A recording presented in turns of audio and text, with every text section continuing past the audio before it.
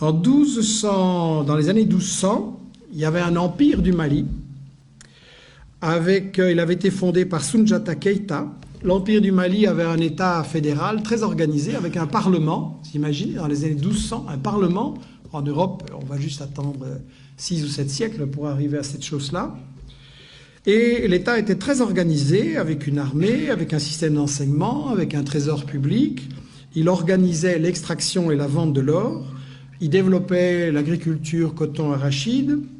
Il y avait des centres universitaires extrêmement célèbres à Tombouctou, à Géné ou à Ségou.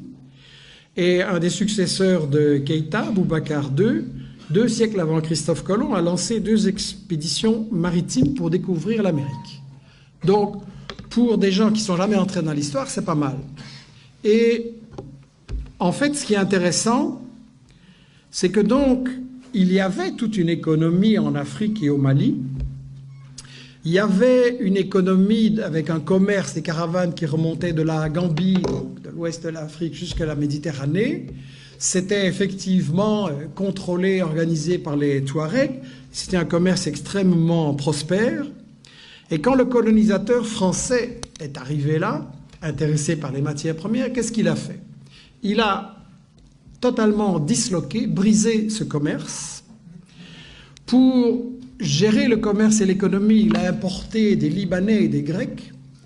Et ensuite, la grande démocratie française, qu'est-ce qu'elle a fait? Elle a assassiné des milliers de professeurs de langue arabe. Pourquoi? Parce que ce commerce entre toutes ces régions et tous ces pays, quand vous faites du commerce, vous avez besoin d'une langue que tout le monde comprend. Aujourd'hui, c'est l'anglais. Vous voulez faire du commerce, c'est l'anglais.